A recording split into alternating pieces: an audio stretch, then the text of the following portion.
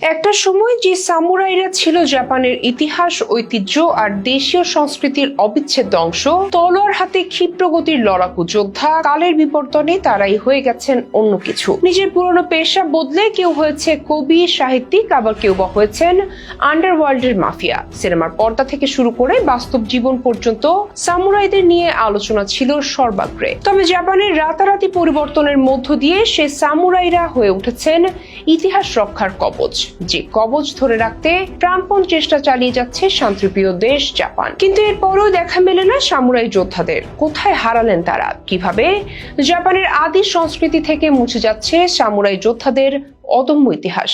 Japan বলতেই চোখের সামনে ভেসে ওঠে ক্ষিপ্র গতির তলোয়ার হাতে একদল দুর্ধর্ষ যোদ্ধার ছবি। সিনেমার পর্দা থেকে শুরু করে কমিক্সের পাতা পর্যন্ত সর্বত্রই তাদের বীরত্ব গাথা। তারাই সামুরাই, জাপানের কিংবদন্তি তুল্য যোদ্ধা শ্রেণী। নিজেদের ব্যতিক্রমী যুদ্ধ দক্ষতা দিয়ে তারা জাপানের ইতিহাসে এমন ভাবে নিজেদের নাম খোদাই করেছেন যে আজ সামুরাই জাপানি সংস্কৃতিরই এক অবিচ্ছেদ্য অংশ হয়ে উঠেছে। কিন্তু অবাক করা বিষয় হলো, যে সময়টাকে সামুরাইদের স্বর্ণযুগ বলে মনে করা হয়, সেই তোকুগাওয়া শোগান আমলে অর্থাৎ 1603 থেকে 1868 আসলে তাদের পতনের সূচনা হয়েছিল। দীর্ঘ প্রায় 250 বছরের শান্তি আর সমৃদ্ধির সেই যুগে তলোয়ারের ঝনঝনানি থামিয়ে দিয়ে সামুরাইদের ঠেলে দিয়েছিল এক নতুন বাস্তবতার দিকে। 794 খ্রিস্টাব্দে জাপানের হেইয়ান যুগে শুরু হয়েছিল সামুরাইদের উত্থান। শুরুতে তারা ছিল শুধু দক্ষ যোদ্ধা, কিন্তু সময়ের সাথে সাথে অভিজাত পরিবারগুলোর সান্নিধ্য তাদের এনে দেয় সম্মান আর ক্ষমতা দুটোই। ধীরে ধীরে বুশি নামে পরিচিত এই সামুরাইরা শতাব্দীর পর শতাব্দী ধরে যুদ্ধ আর সংঘাতের মধ্য দিয়ে জাপানের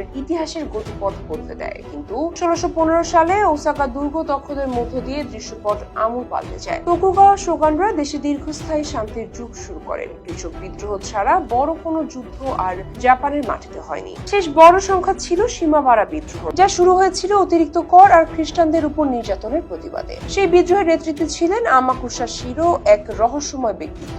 একদিকে খ্রিস্টান, অন্যদিকে সামুরাই। তার মধ্যে ছিল বুশিদের যোদ্ধা সত্তা আর জেসুইট মিশনারিদের শেখানো মুক্তির আদর্শ, দুয়ের অদ্ভুত মিশ্রণ। তবে সেই বিদ্রোহ টিকল না। সরকারি বাহিনী ডাচ বণিকদের কামানের সাহায্যে সেটি নির্মমভাবে দমন করে। শান্তির যুগে হলেও কিছু সামুরাই রইলেন যারা দ্বন্দ্বযুদ্ধ বা প্রদর্শনীর মাধ্যমে তলোয়ারের দক্ষতা দেখিয়ে যেতেন। তাদের মধ্যে সবচেয়ে খ্যাতিমান ছিলেন মিয়ামোতো মুসাশি। ইতিহাসবিদদের মতে তিনি হয়তো 1600 সালের সেকি গাহারা যুদ্ধে অংশ নিয়েছিলেন, যা তোকুগাওয়া আমলের আগে শেষ বড় যুদ্ধগুলোর একটি। যুদ্ধের পর মুসাশি কোনো প্রভুর অধীনে না থেকে নিজের উদ্ভাবিত দুই তরবারির কৌশল নিয়ে সাধনা শুরু করেন। ছোট তলোয়ারের নাম ওয়াকিজাশি এবং লম্বা তলোয়ার কাতানা। তিনি প্রায় 70টি দ্বন্দ্বযুদ্ধে অংশ নেন এবং সবগুলোতেই জয়ী হন। মৃত্যুর আগে তিনি মার্শাল আর্ট নিয়ে একটি বিখ্যাত গ্রন্থ রচনা করেন, যার নাম গোরিন নোশো বা বুক অফ 5 রিংস। এছাড়া সপ্তদশ শতকের মাঝামাঝি সময় দ্বন্দ্বযুদ্ধ নিষিদ্ধ করা হয় এবং আত্মরক্ষা ছাড়া তলোয়ার ব্যবহারেও কঠোর নিষেধাজ্ঞা আরোপ করা হয়। এর ফলে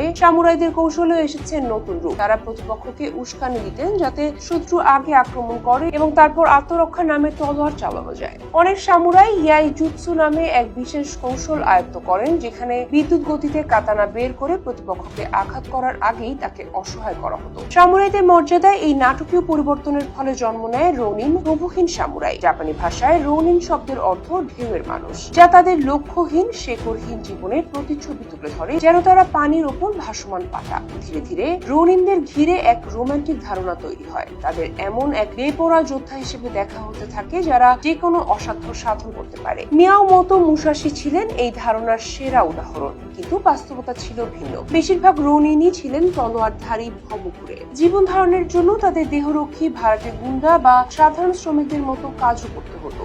আজ সামুরাইরা শারীরিকভাবে আর নেই, কিন্তু তাদের শৃঙ্খলা, শৈল্পিক সংবেদনশীলতা এবং বীরত্বের আদর্শ আজও জাপানের সামরিক ঐতিহ্য এবং সাধারণ মানুষের দৈনন্দিন জীবনে ছড়িয়ে আছে।